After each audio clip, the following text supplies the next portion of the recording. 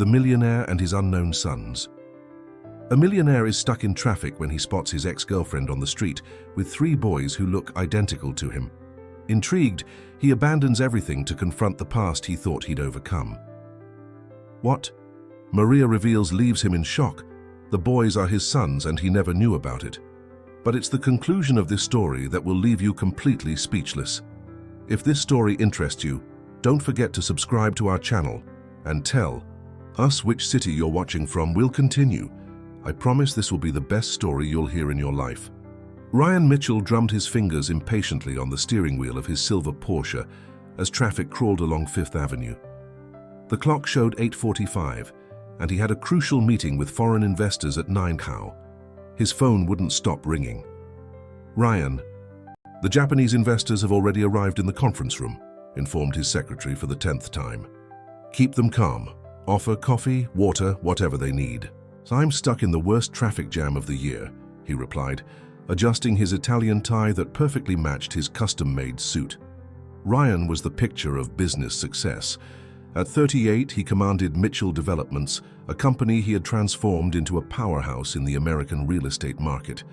His name was among the most influential in the new generation of entrepreneurs in the country. Discipline, control, and perfectionism were his trademarks. The traffic moved forward a few yards before stopping again.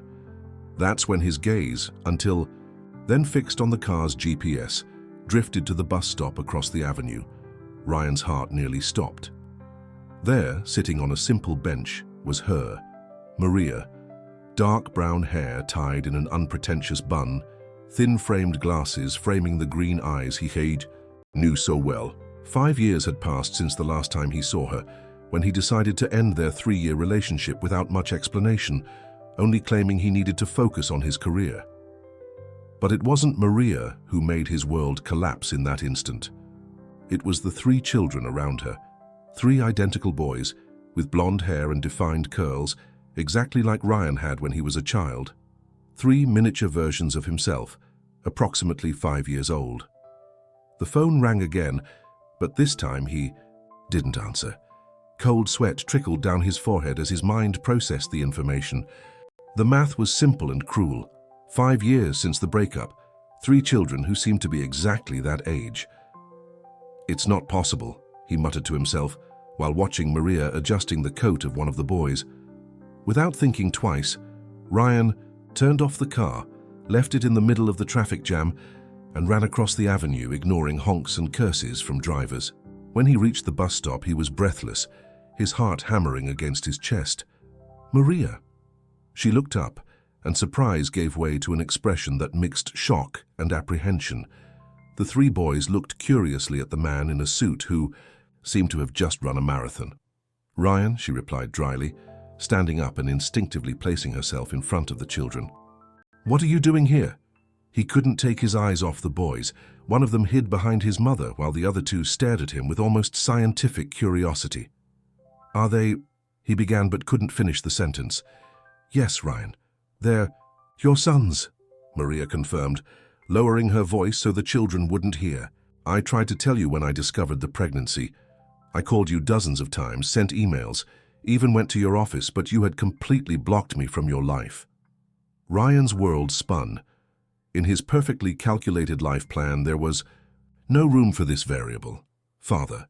He was the father of triplets. Boys, this is Ryan, a friend of Mommy's, Maria introduced, carefully choosing her words. Ryan, these are Luke, Matthew, and Gabriel. The bravest boy, wearing a red shirt, stepped forward and extended his small hand. I'm Luke. I'm 5 3/4, he said, with charming seriousness. Ryan shook his hand, feeling an emotion he had never experienced before. Gabriel is the quietest, continued Luke, pointing to the brother who still partially hid behind Maria. And Matthew is the smartest. He can. Already read everything. Matthew adjusted his glasses, identical to his mother's, and waved shyly. Ryan noticed he carried a small book under his arm. Where are you going? He managed to ask, finally finding his voice. School, replied Maria, checking her watch. And we're already late. The bus should arrive any moment. I can take you, Ryan offered immediately. No, thank you. We've followed our routine normally for 5 years. We don't need to change now." The coldness in her voice hit him like a slap. Deserved, he knew. "Maria, please, we need to talk." She sighed, looking at her sons and then at the traffic jam where Ryan's car was parked, now surrounded by irritated drivers. "Your car is causing chaos over there," she observed. Ryan turned and saw that she was right. Traffic officers were already approaching the vehicle. "Damn," he muttered. "Look, give me your number. I need to resolve this, but I need to talk to you afterward, please." Against her better judgment, Maria dictated her number. "I'll be home after 5, but I don't promise anything, Ryan." He nodded, memorizing the number as he ran back to his car. When he got there, he was greeted by furious officers and a ticket. But none of that mattered now. His life had just been turned upside down. The meeting with the Japanese investors was a disaster. Ryan, always articulate and focused, was distant, stumbling over numbers he would normally have at the tip of his tongue. His mind was elsewhere, at a bus stop with 3 blonde boys who had his same smile. At 5:30 that afternoon, Ryan stood in front of a simple building on the east side of New York, so different from the luxury condominium where he lived. He held a large, hastily wrapped package, 3 remote control cars impulsively purchased at the mall. When Maria opened the door, he could see the surprise on her face. Perhaps she hadn't expected him to actually show up. "May I come in?" he asked. She hesitated but gave way. The apartment was small but cozy, toys organized in colorful boxes, children's drawings on the refrigerator, 3 identical backpacks hanging on hooks near the entrance. "The boys?" "They're taking a bath. The babysitter is with them." An older lady briefly appeared in the hallway, discreetly nodding before returning to what Ryan presumed was the bathroom, from where came childish laughter and splashing sounds. "Sorry to show up like this," he began, placing the package on the living room table. "I don't even know where to start." "How about from the beginning?" suggested Maria, crossing her arms. "From the day you told me you didn't want commitments that would hinder your great career, and that our relationship had come to an end." Ryan ran his hand through his hair, messing up the perfect hairstyle maintained with imported gel. "I was an idiot," he admitted. "I thought I needed to choose between you and the success of the company. I was obsessed with the idea of proving my worth, of building something grand."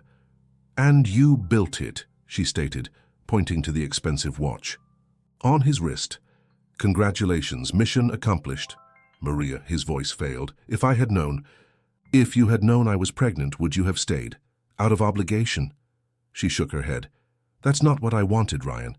I never wanted to trap you."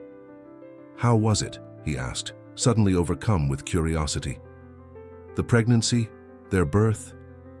Maria's gaze got lost for a moment, as if reliving those days.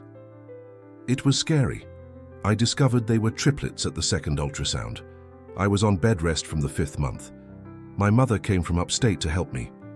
They were born premature, spent a month in incubators." She took a deep breath. "Gabriel had a heart complication shortly after birth. He needed surgery when he was only 3 months old." Ryan felt the ground disappear beneath his feet. "Heart surgery? Is he okay now?" "He is. He needs regular monitoring, but the doctors are optimistic." She studied him for a moment. "Why are you here, Ryan? What do you expect?" Before he could answer, 3 whirlwinds of wet hair and colorful pajamas invaded the living room, followed by the babysitter who seemed exhausted. "Mommy, the man from today came back," exclaimed Luke, pointing to Ryan. "It's your friend," added Matthew, adjusting the glasses that slid down his small nose. Gabriel, the quietest, just observed Ryan with curiosity, holding a plush dinosaur. Ryan knelt to be at their height, feeling his heart race. "Hi boys, I brought a present for you." The eyes of all 3 lit up as they saw the package being opened, revealing 3 identical cars but in different colors. "Blue is mine," shouted Luke. "Red," claimed Matthew.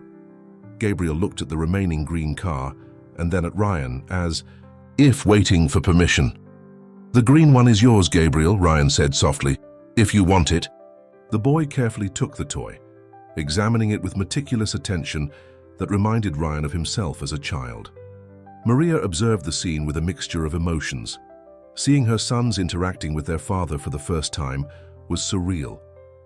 A moment she had imagined hundreds of times, but never believed would actually happen. "Can we play now?" asked Luke, already running to get the batteries from the drawer he knew where to find. "Just for a little while. It's already dinner time," replied Maria, "and you have school tomorrow." While the boys played with the cars in the hallway, Ryan and Maria remained in the living room, the silence loaded with unasked questions and unspoken answers.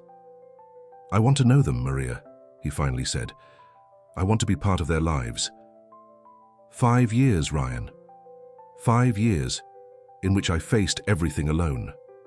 Sleepless nights, financial worries, the fear of losing Gabriel during surgery. Her voice faltered. "What makes you think you can just show up now and become a father?" The question hung in the air like a sentence. 3 days passed since the unexpected reunion. Ryan had cancelled all meetings, delegated urgent tasks, and practically camped in his office, frantically researching late paternity, child development, and congenital heart disease. His desk, always organized, was now covered with books, printed articles, and chaotic notes. "You look like a desperate student on the eve of a final exam," commented Charles, his partner and longtime friend, entering the office without knocking. Ryan barely raised his eyes from the computer screen. "I'm trying to recover 5 years of knowledge about parenthood in 3 days." Charles sat in the chair in front of the desk, observing his friend with curiosity. Ryan had told him everything: the discovery of his children, the initial shock, the crushing guilt he now felt. "And how's the contact with them? Has Maria allowed more visits?" Ryan rubbed his tired eyes. "She agreed that I can take them to the park on Saturday, as a family friend, for now." "It's a start," pondered Charles. "Look, I don't want to be insensitive, but we have the Miami Beach project stalled. The investors are pressing for an answer by tomorrow. Ask for more time. Say I'm reviewing some strategic aspects." Charles widened his eyes. "Who are you and what have you done with Ryan Mitchell, the man who never postponed deadlines, not even for emergency surgeries?" Ryan finally abandoned the screen and faced his friend. "I just discovered I have 3 sons, Charles, 3. And one of them was born with a heart problem that could have taken him away while I was worried about damn land and developments." Charles raised his hands in surrender. "Okay, I'll handle it. But you know you can't abandon the company, right? We have thousands of employees depending on us." "I'm not abandoning anything. I'm just reprioritizing."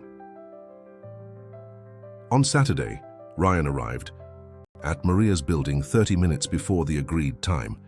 He had traded the Porsche for a more family-friendly SUV, rented especially for the occasion.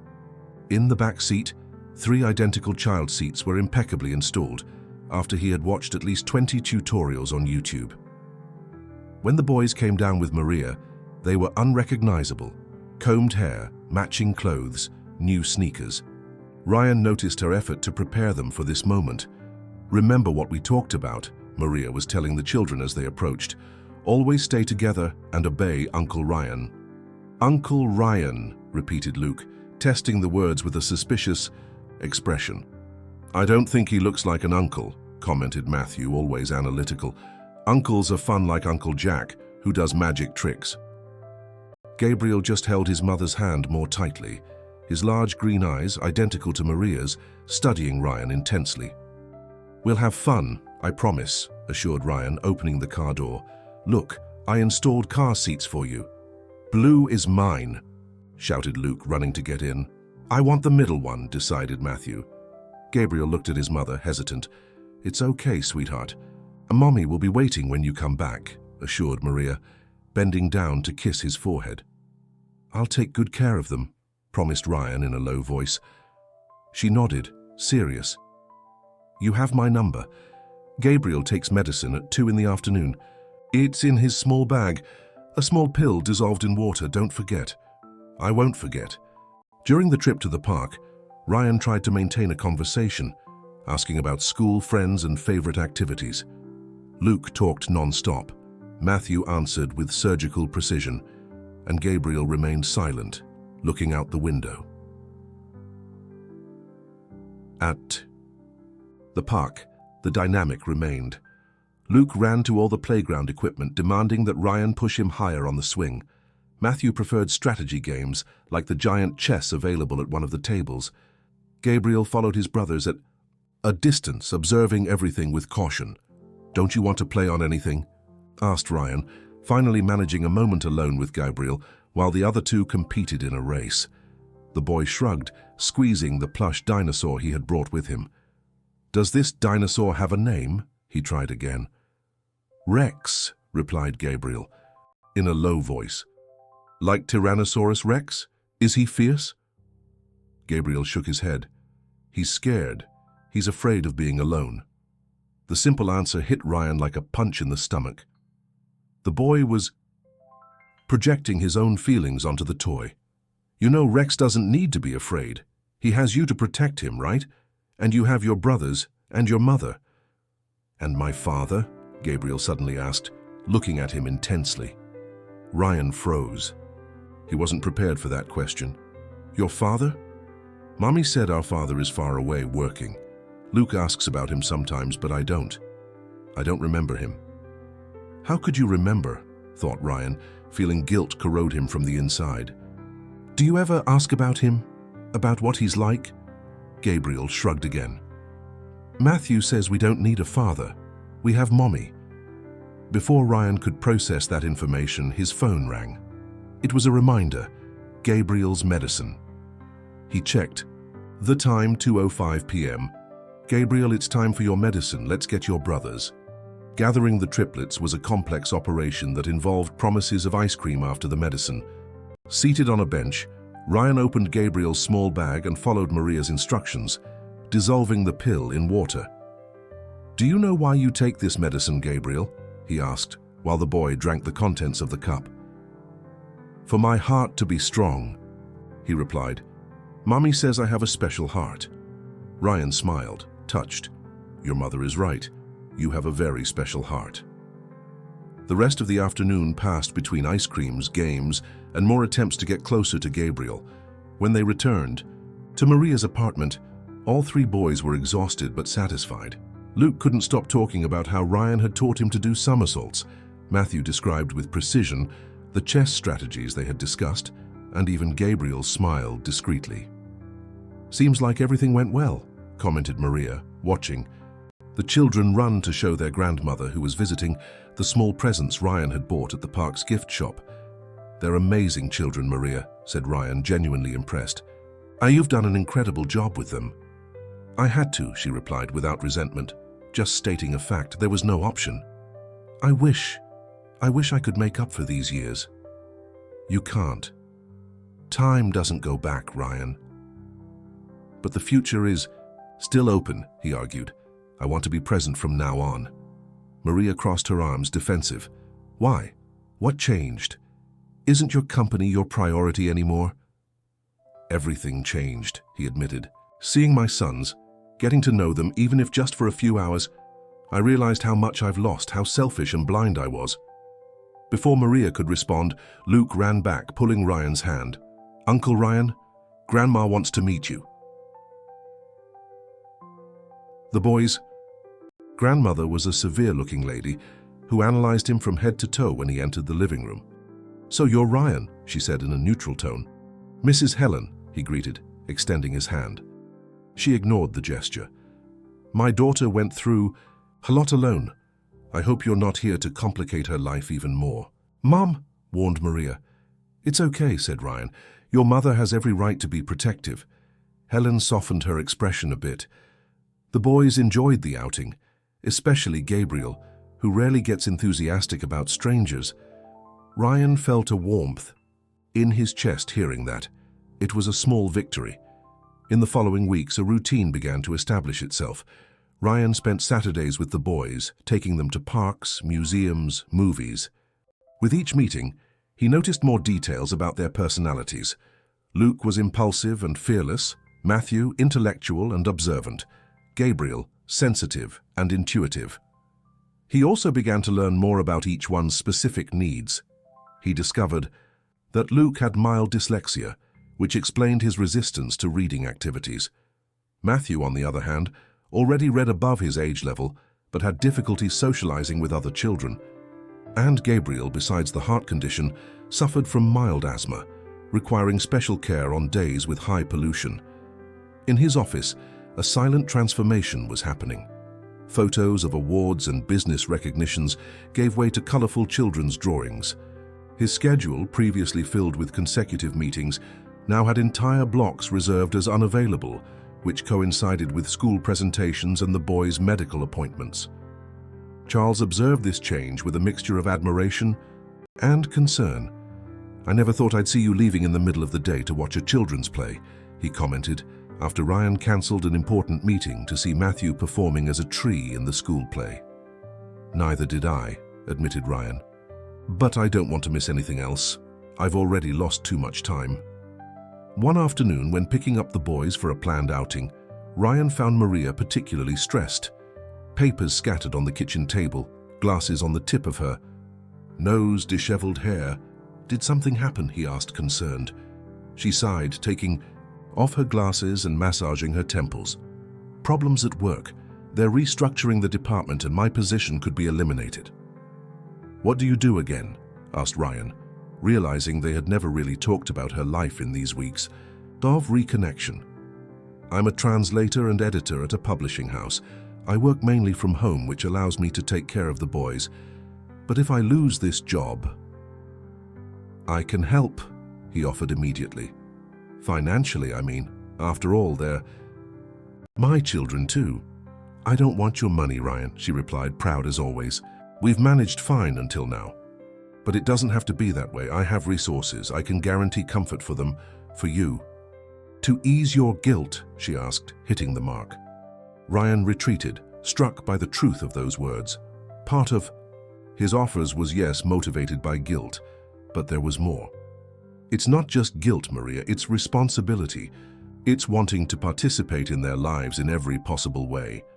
Before they could continue the conversation, the triplets appeared ready for the outing, excited about the prospect of visiting the zoo for the first time. During the visit, Ryan noticed that Gabriel was particularly quiet, more than usual. In the middle of the afternoon, while they were observing the lions, the boy pulled his sleeve. "Uncle Ryan, I'm tired." Ryan immediately squatted, noticing the paleness on the boy's face. "Are you feeling something, Gabriel?" "My heart is beating funny." He placed his small hand on his chest, like that day at the hospital. Panic took hold of Ryan. Without thinking twice, he picked Gabriel up, called the other two boys, and ran to the car. On the way to the nearest hospital, he called Maria, trying to stay calm while explaining the situation. "I'm coming there." "Now," she said, her voice trembling with concern. At the hospital, Gabriel was promptly attended to. The doctors diagnosed a mild arrhythmia, probably triggered by fatigue and excessive heat. Nothing serious, they assured, but a reminder of the boy's special condition. When Maria arrived, she found Ryan sitting in the waiting room, his hands trembling, his face pale. Luke and Matthew were asleep, one on each side of him. "Where's Gabriel?" she asked, distressed. "He's fine," Ryan hastened to say. "The doctors are finishing some tests, but they said it was just a mild arrhythmia. I'm sorry, Maria, I should have paid more attention to the signs, should have noticed he was tired." To his surprise, Maria sat beside him and placed her hand on his. "It's not your fault. This happens occasionally. You acted quickly, did the right thing." That small gesture, her hand on his, represented more than any words could express. It was the first sign of real trust, the recognition that perhaps he could really become a present and responsible father. When Gabriel returned from the examination room, he smiled, seeing his parents together. A small smile, but meaningful. "Mommy," he called softly. "The doctor said my heart is strong like Rex's." Maria smiled, relieved. "Yes, my love. Your heart is very strong." Ryan observed that scene, feeling simultaneously like an intruder and part of something precious. The path would be long, he knew. Trust isn't rebuilt overnight. But for the first time since the reunion at the bus stop, he felt there was hope. That night, after leaving Maria and the boys at home and ensuring that Gabriel was really well, Ryan drove to his luxurious apartment in the heart of the financial district. The place had never seemed so empty, so cold. On the walls, expensive paintings. He had bought as investments, not for aesthetic pleasure. In the wine cellar, rare wines he had never shared with anyone. He sat on the Italian designer sofa and picked up the phone, dialing a number he rarely used. "Hello?" answered a male voice, deep and formal. "Dad," said Ryan, "I need to talk to..." "Dai soundedi." The office of August Mitchell exuded power and tradition. Portraits of illustrious ancestors adorned the walls, hunting trophies decorated the corners, and the smell of old books mingled with that of the rare whiskey that the patriarch of the Mitchell family was savoring even at that early hour of the yay. "Morning. So you're telling me I have 3 grandchildren I've never met?" August's voice was controlled, but his eyes revealed surprise. Ryan nodded, seated in the leather chair before the imposing mahogany desk. "Yes, triplets. Luke, Matthew, and Gabriel. They're 5 years old. And the mother is that young woman. What was her name again?" Maria Olsen." August took a sip of his whiskey, thoughtful. "The one you dated during college? The one who had no prospects?" Ryan involuntarily clenched his fists.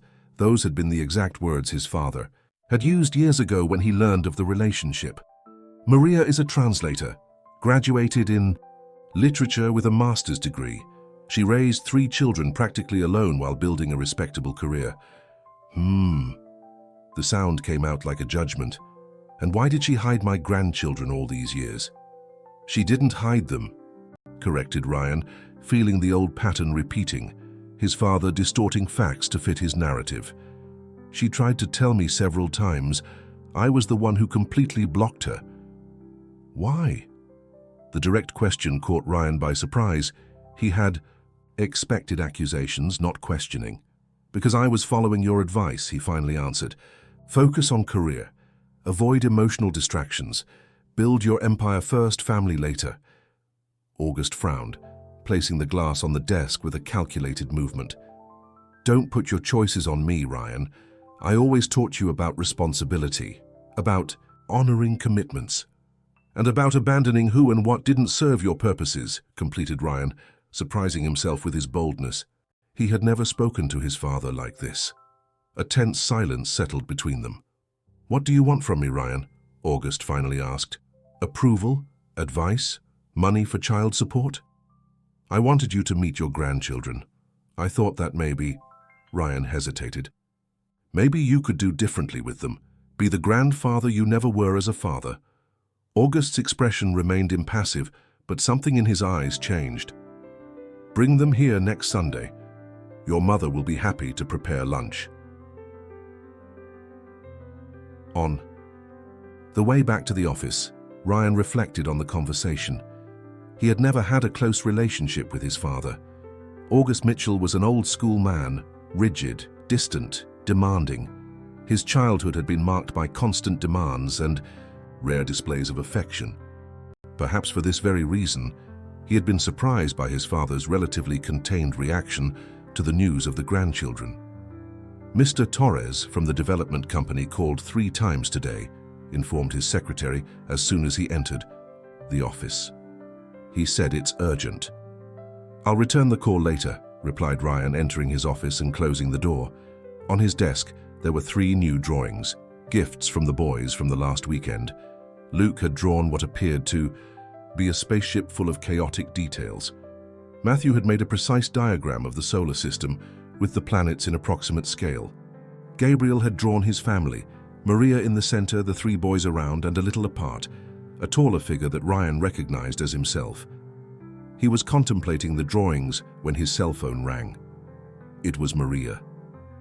"Hi," he answered, feeling his heart accelerate as it always did when she called.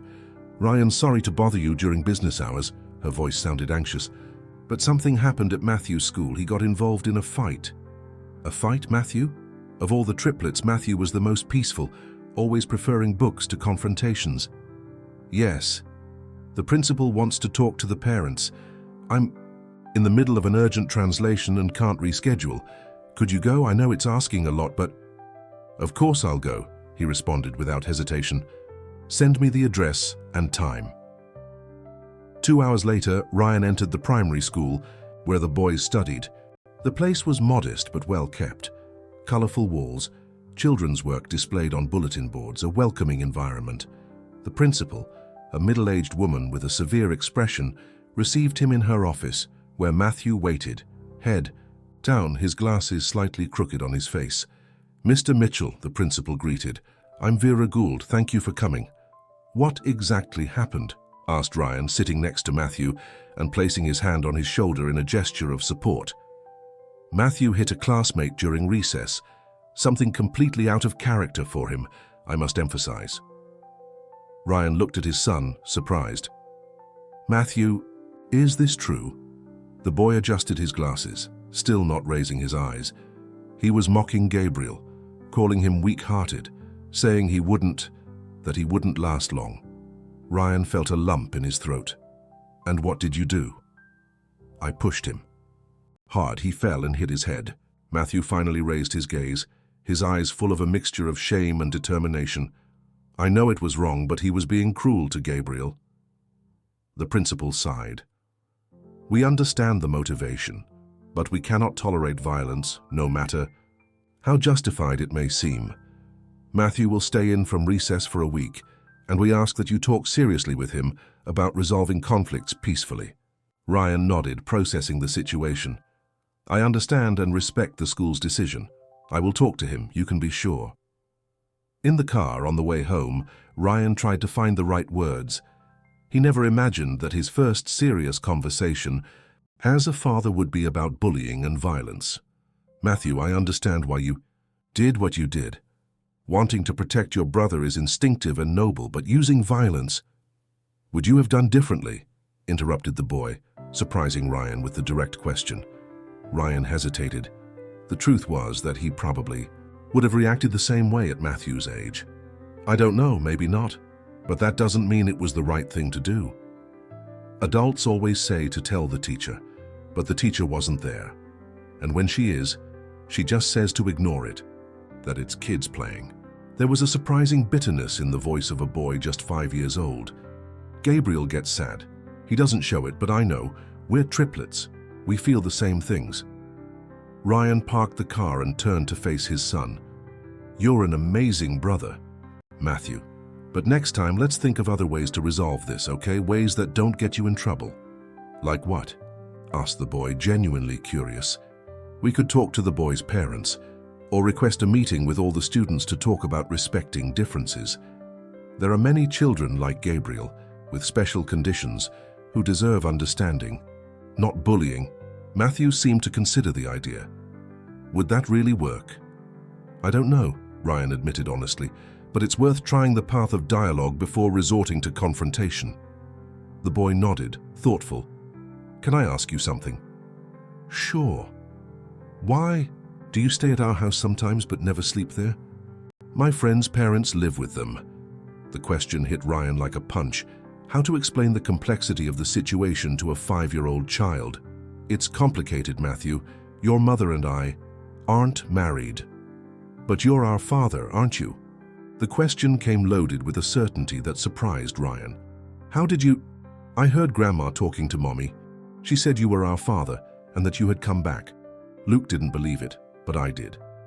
"We have the same hair." Matthew touched his blonde curls. "And Gabriel has the same quiet way as you." Ryan felt his eyes water. "Yes, Matthew. I'm your father. Yours, Luke's, and Gabriel's. And why weren't you with us before?" The question Ryan most feared: how to explain the inexplicable, how to justify the unjustifiable. "I made a mistake, a very big mistake. I didn't know you existed, that you were going to be born. When your mother and I separated, I lost contact with her. But now I'm here and I want to be part of your lives if you'll accept me." Matthew processed the information with the seriousness that was characteristic of him. "Luke will be angry. He always said our father didn't want us." "That's not true," Ryan hastened to say. "I just didn't know about you, but now that I know, I want to be present every day. Gabriel will like it. He always asks Mommy what our father was like." Ryan swallowed hard. What do you think, Matthew? Do you accept me as your father? The boy adjusted his glasses, a gesture that Ryan already identified as his moment of reflection. You need to prove it. Prove it? That you won't leave. Again, that you'll stay even when it's difficult. The wisdom of that child impressed him. I'll prove it, Matthew, every day. When they arrived at Maria's apartment, they found Luke and Gabriel watching cartoons in the living room, supervised by their grandmother. Mrs. Helen gave Ryan a questioning look, and he simply nodded, indicating that everything was resolved. Matthew, exclaimed Luke, running to hug his brother. Did you really hit Miguel? Everyone at school is talking about it. Luke, warned Mrs. Helen, don't encourage wrong behavior. But he defended Gabriel, protested Luke. It was like a superhero.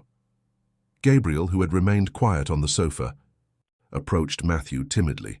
Thank you, he said in a low voice, hugging his brother. Ryan observed the scene with a heavy heart. The bond between the three was palpable, a connection that transcended common understanding. They were parts of a whole, protecting each other in a world that didn't always understand them. Maria arrived an hour later, looking exhausted. Ryan had stayed, helping the boys with homework while Mrs. Helen prepared dinner. How did it go? She asked, referring to the meeting at school. Resolved, he replied. But Matthew knows, Maria, about me being their father. She seemed momentarily alarmed, but then sighed, resigned. I imagined it wouldn't take long. He's very perceptive. The others will find out soon too. I think we need to tell them together. Maria bit her lip, unsure. I'm afraid of their reaction, especially Luke's. He has a lot of anger toward the absent father figure he created in his head. That's exactly why we need to talk. Replace that figure with a real one. Imperfect, who made mistakes, but who is here now. She studied him for a moment, as if trying to assess his sincerity. You really have changed, haven't you? Completely, he confirmed, and I continue to change every day with them. Sunday, she finally decided. We'll tell them on Sunday. Ryan hesitated. Sunday, I promised to take them to meet. My parents. Maria widened her eyes. Your parents? August and Elizabeth Mitchell? Those who thought I was inadequate for the family heir? People change, Maria. Not all of them, she retorted, skeptical. I don't want my children exposed to their judgment. They're their grandchildren too, argued Ryan. They deserve to know their whole family. Maria pondered for a moment. I want to be present. Of course, it's your right. Sunday arrived with a palpable tension in the air. Ryan had spent the night awake, imagining scenarios, preparing for explanations, fearing rejections. The Mitchell mansion, situated in an upscale neighborhood of New York, was impeccable as always. Perfectly manicured gardens, strategically positioned sculptures, a silent demonstration of power and tradition. When Ryan's car parked in the circular driveway at the entrance, Maria nervously adjusted the simple dress she had chosen for the occasion. Are you sure this is a good idea? She asked for the third time. No, admitted Ryan, but it's necessary. The boys, dressed in their best clothes, seemed exceptionally well behaved, sensing the solemnity of the moment. Is this house a castle? Asked Luke, astonished by the mansion's imposing nature. It's my parents' house, explained Ryan carefully, choosing his words. They are very anxious to meet you. Why? Questioned Matthew, always perceptive. Ryan exchanged a look with Maria. It was time. Because, he began, kneeling to be at the height of all three, they are your grandparents, just as Grandma Helen is your grandmother, Elizabeth and August. Are your grandparents on your father's side? And I am your father. Luke was the first to react. No, you're not, he exclaimed, taking a step back. Our father left. He didn't want us. Luke, intervened Maria, placing her hand on her son's shoulder. Ryan didn't know about you. When we separated, I still didn't know I was pregnant. When I found out, I tried to tell him, but I couldn't. Why are you defending him? Questioned Luke, tears of anger in his eyes. Gabriel, who had remained silent, approached Ryan and studied him attentively. I knew it, he said simply. At the hospital, when you took care of me. I felt you were my father." Gabriel's simple declaration hit Ryan with full force. "I felt you were my father." Something primitive, instinctive, a connection that transcended logical explanations. Matthew approached his angry brother. "It's true, Luke. He has the same hair as us, and the same way of furrowing his brow when he's thinking." Luke looked from Ryan to his mother, confused and hurt. "If he's our father, why wasn't he here? Why didn't he help when Gabriel got sick? Why did Mommy have to work so hard that sometimes she fell asleep on the couch in her work clothes?" Each question was a stab in Ryan's chest.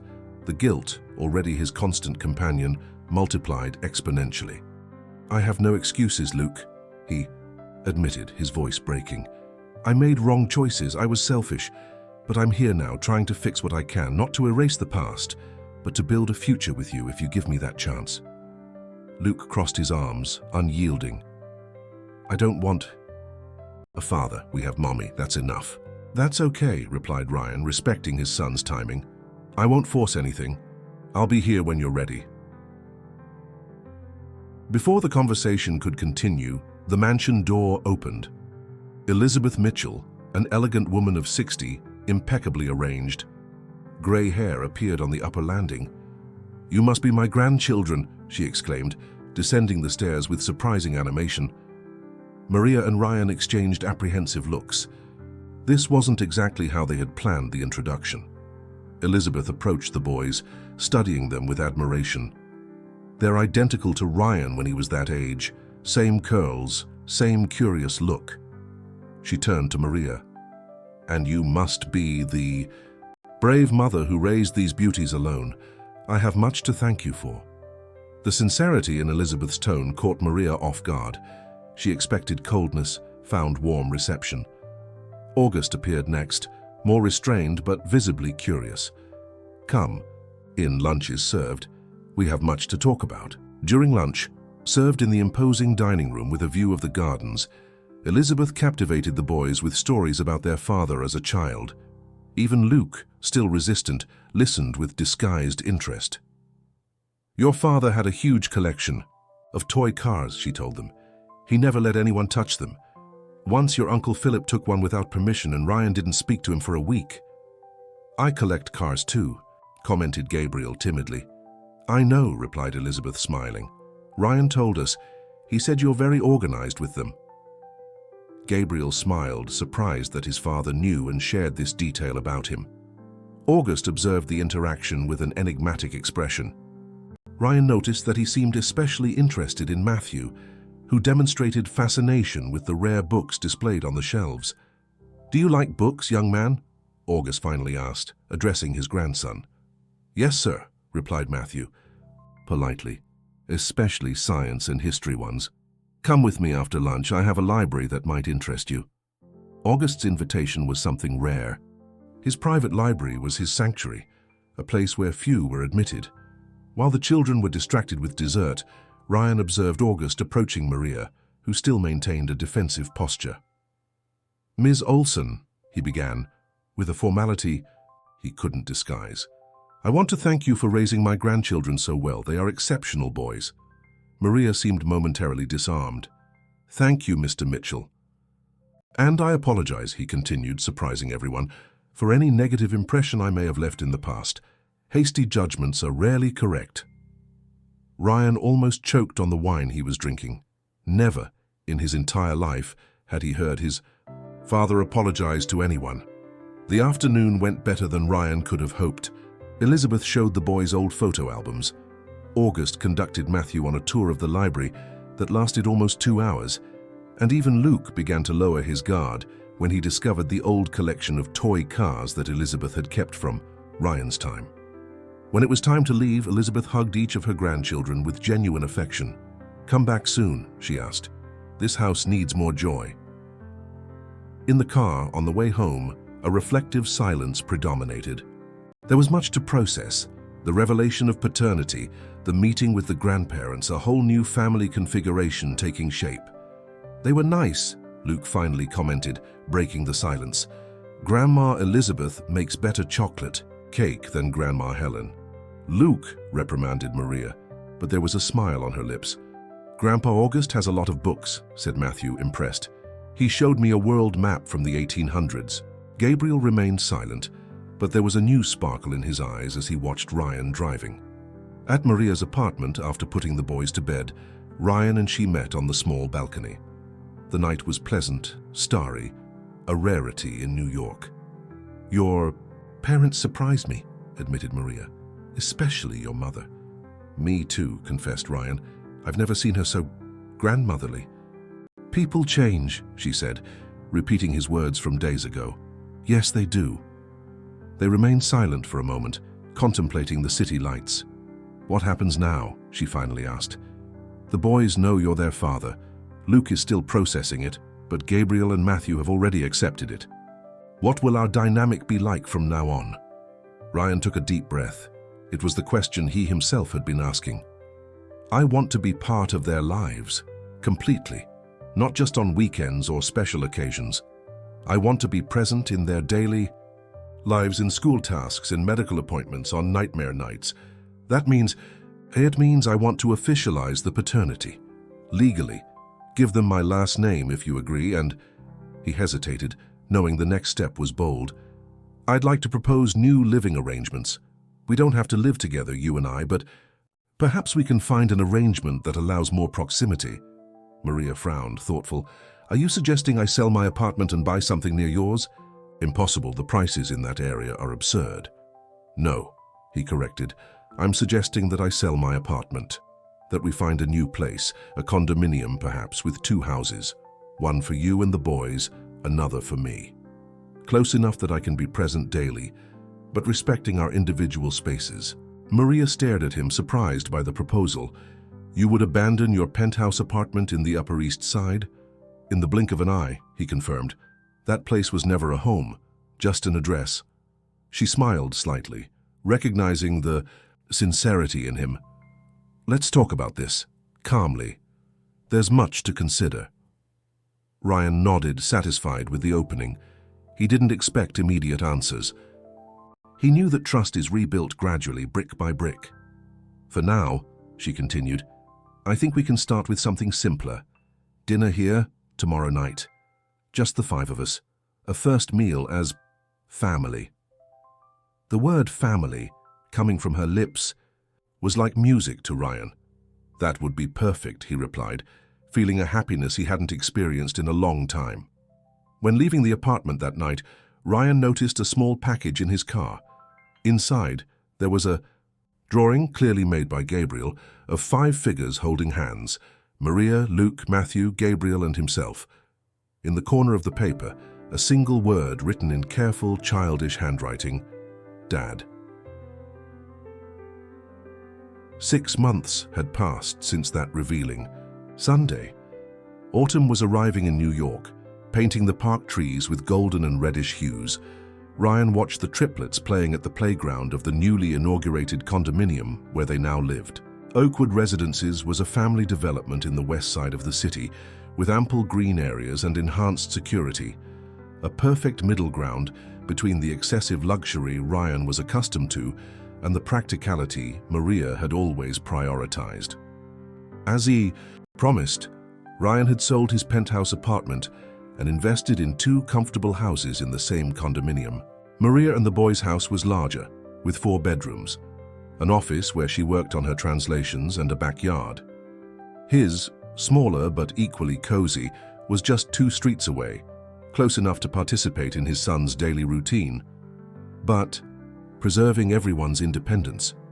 "Dad, look!" shouted Luke from the top of the slide, waving frantically.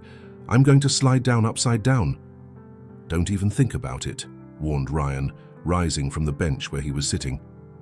"Come down normally, please." Luke made a face of disappointment but obeyed.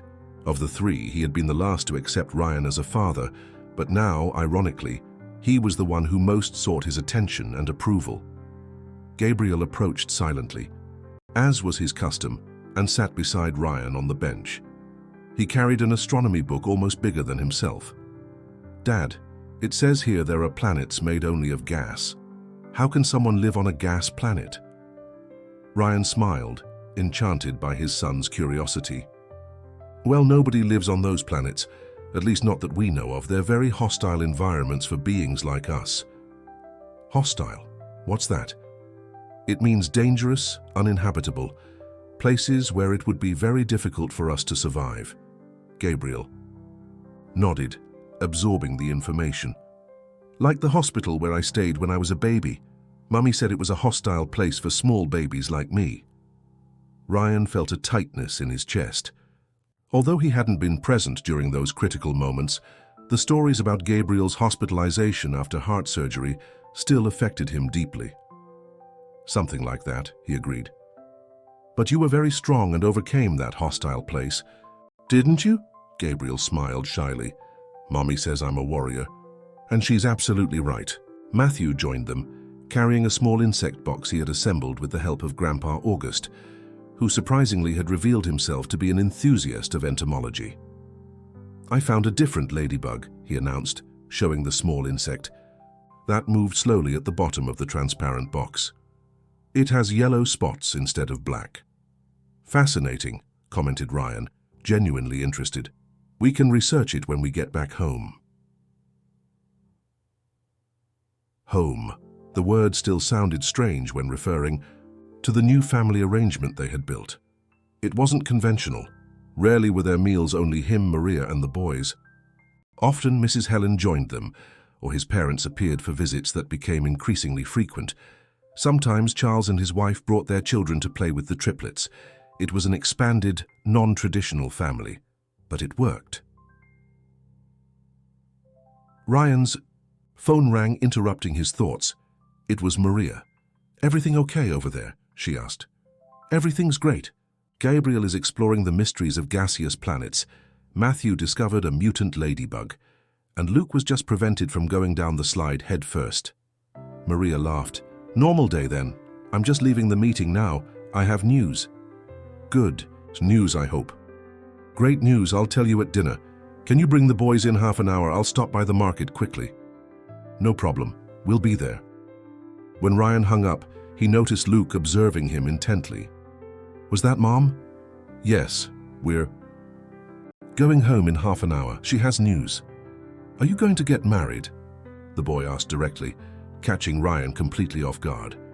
"What? Why are you asking that?" Luke shrugged, kicking a small stone on the ground. "Miguel's dad married his mom after he came back from a very long trip. Miguel said they were separated, just like you and Mom."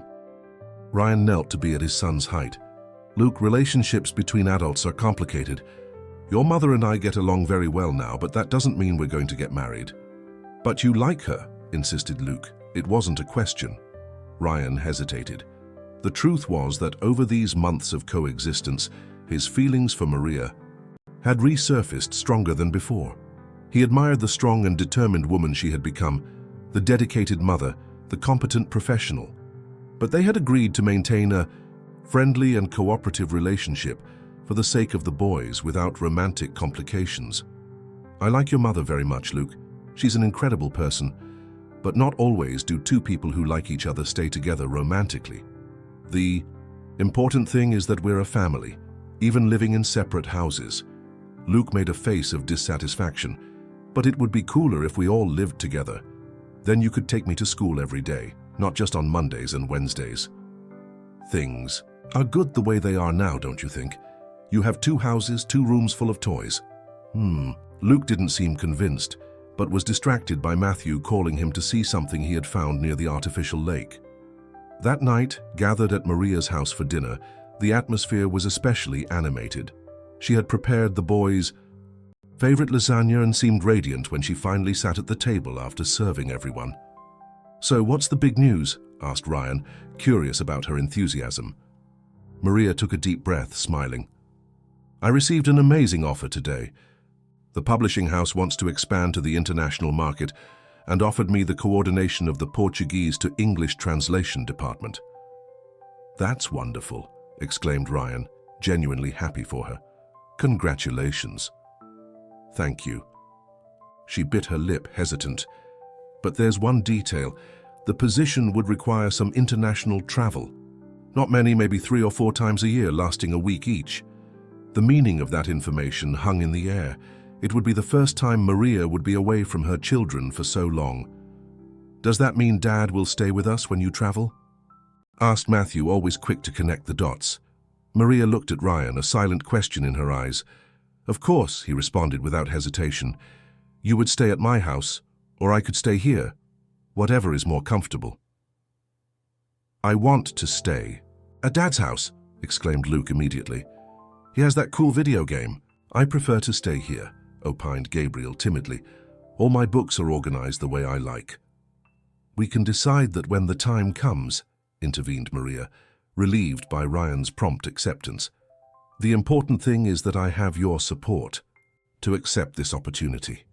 "You deserve it, Maria," Ryan said sincerely. "You've worked hard for this."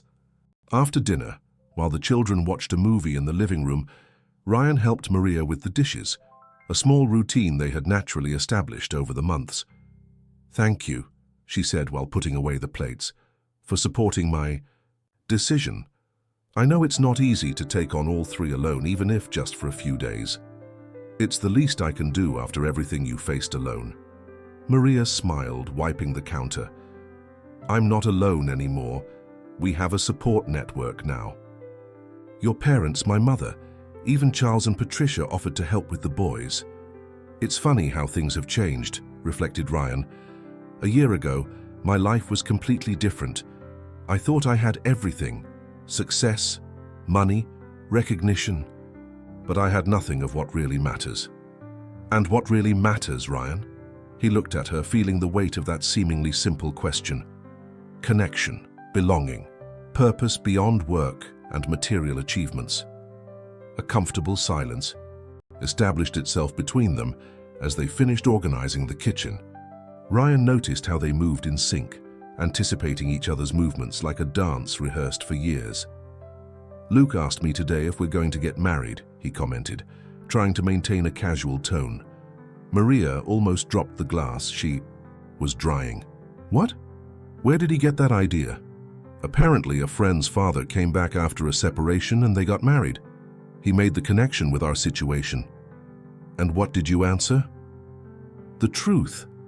That adult relationships are complicated, and that we can be a family even without a marriage." She nodded, visibly relieved. "That was a good answer. But it made me think," continued Ryan, gathering courage, "about us, about how we've reconnected in these months." Maria placed the dish towel on the counter, suddenly serious. "Ryan, we agreed to keep things simple, focus on the boys. I know, and I respected that, but I can't deny that my feelings for you have returned, stronger actually, because now I know not just the Maria I loved years ago, but also the incredible woman you've become." She looked away, visibly uncomfortable. "I don't know if I'm ready for this. It cost a lot to get over you, Ryan. The pain of abandonment, the lonely struggle. I still have scars." "I understand," he replied, respecting her space. "I'm not asking for anything now. I just wanted to be honest about how I feel. The rest, well, time will tell." Maria smiled slightly. "Time will tell," she agreed. 3 weeks later, the time came for Maria's first international trip. Destination, London, for a literary fair where the publishing house would have a booth. The preparations were meticulous. Lists of instructions, emergency phone numbers, detailed routines, all carefully noted and reviewed. Gabriel's medicines are all separated by day in this pill organizer, Maria nervously explained on the eve of the trip. Blue for morning, red for night. Don't forget that Thursday is swimming. It's the only exercise cleared by the cardiologist. Luke has to use sunscreen even on cloudy days. He has allergies. And Matthew... Maria, Ryan gently interrupted. "Everything is noted, memorized, and scheduled in my phone with 3 different alarms. Everything will be fine." "I know it will," she sighed. "It's just that I've never been away from them for so long. 5 days seems like an eternity." "You deserve this. It's a recognition of your work, your competence, and it will be an important experience for all of us." On the morning of departure, the triplets said goodbye to their mother with different reactions. Luke pretended indifference, but soon after ran for one more hug. Matthew asked several times about flight schedules and London's time zone. Gabriel cried silently, clinging to Maria's waist until the last moment. "I promise to call every day," she assured, kissing each little face one last time before entering the taxi. "Take care of your father for me." The first 2 days were a test of endurance for Ryan, coordinating the school routines of 3 6-year-old children, managing medications, preparing minimally healthy meals, and still remotely managing a company was not a task for amateurs. At night, exhausted, he reported the day's events to Maria via video call. The boys piled around him, eager to tell their own versions of the facts. On the third day, an emergency. Gabriel woke up with a high fever and chest pains. Ryan's initial panic soon gave way to forced calm as he took his son to the hospital. The other 2 boys, still in pajamas, hastily accommodated in the back seat of the car. "Just a throat infection," diagnosed the doctor after the exams. The chest pain is a reflection of the inflammation, common in cases like this. It has no relation to the heart problem, but we'll keep him under observation for a few hours, just as a precaution. Ryan breathed relieved, but decided not to tell Maria the whole truth. "Gabriel has a small throat infection, but we're already medicating it," he informed via text message. "Everything under control, don't worry."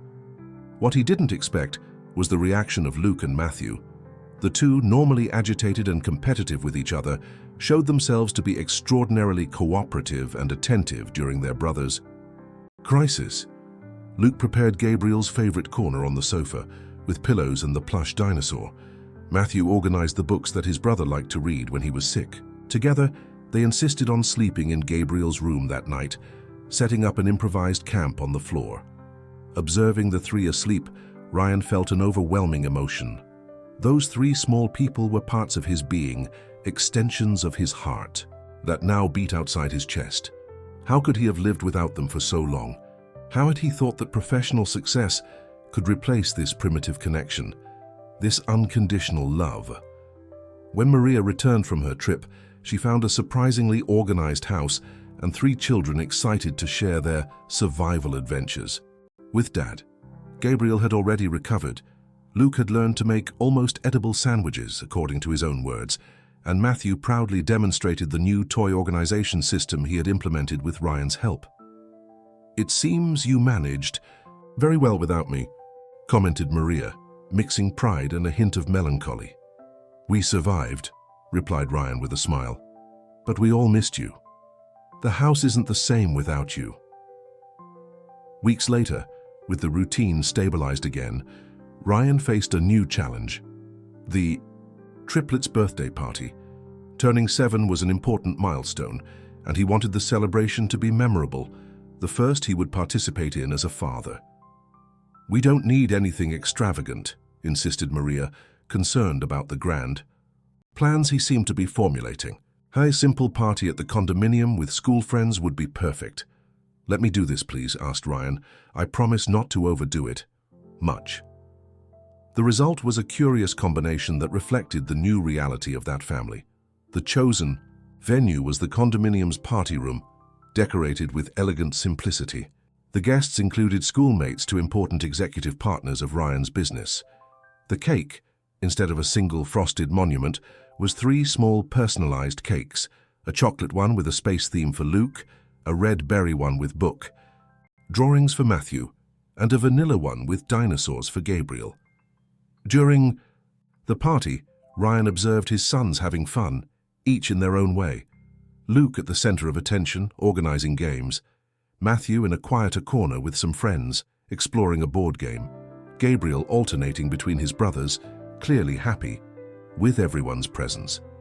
August and Elizabeth Mitchell circulated among the guests with surprising ease for people who had never attended children's parties.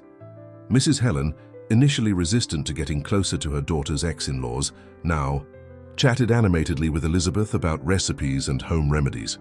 "We made it, didn't we?" commented Maria, approaching Ryan with 2 glasses of soda. "Building something good from such a complicated beginning." "We did," he agreed, toasting with her, "but we're just getting started."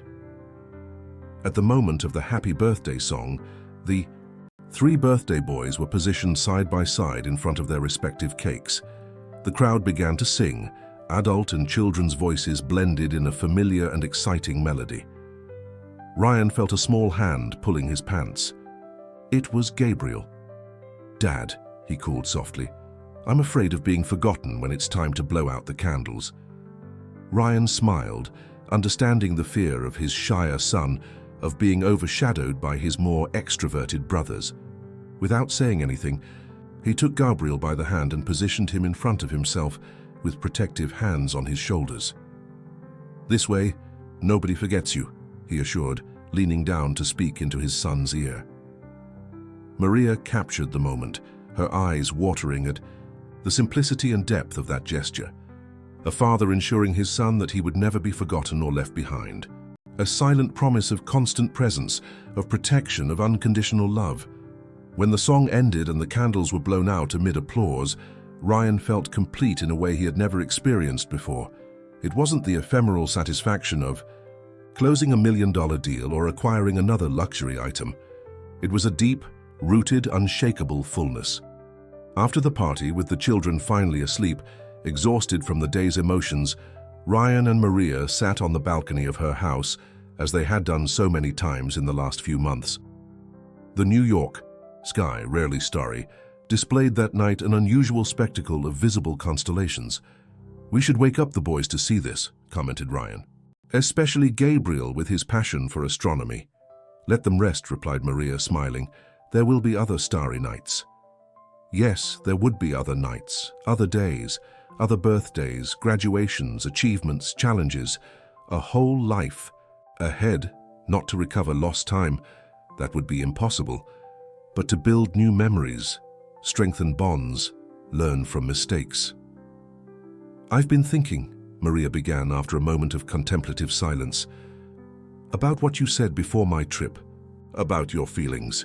Ryan turned to face her, surprised by the mention of the subject they had tacitly set aside in recent weeks. "I'm afraid," she admitted, "afraid to trust again, to allow myself to be vulnerable. But I'm also afraid of not taking a risk and losing something that could be wonderful." "We're not in a hurry," he assured. "We can go slowly, one step at a time." "A dinner," she proposed, "just the two of us, to start." Ryan smiled, feeling a serene happiness spread through his chest. That would be perfect. That night, returning to his house in the same condominium, Ryan passed by the room he had prepared for his sons. 3 beds, 3 distinct decoration styles, 3 unique personalities that had transformed his life in ways he had never imagined possible. The next morning, a stack of documents awaited him on the dining table, the papers for officializing the paternity that his lawyer had prepared. Soon the boys would officially carry the Mitchell surname. A new document, as Maria had said, a new chapter. At his desk in the home office, Ryan observed the recent photograph he kept beside the computer, him and his 3 sons in the condominium. Park, all smiling, all connected by something much stronger than genetics. Love built day by day, choice after choice. One of the boys in the photo, Gabriel, looked directly at the camera with a serene expression that seemed to say, "We're good now. We're complete." And they were. Not in the way Ryan had imagined when young, not following the traditional family script, but in a unique, authentic, and deeply true way. A reconstructed family, not from obligations or social conventions, but from conscious choices, genuine love, commitment renewed each dawn. He hadn't been able to be present from the beginning, but he had arrived in time to make a difference. He had finally earned the chance to be a father, not by blood, but by presence, not by authority, but by bond. And with that choice, he had learned that starting over is not a failure, but an act of courage. The end, dear. Listeners, we hope that Ryan's story and his journey to reclaim his place as a father has touched your hearts. To continue this emotional journey through stories of new beginnings and second chances, we've prepared a special playlist with equally engaging narratives. Find it here clicking on the left. If this story awakened emotions in you, don't forget to subscribe to our channel and like this video.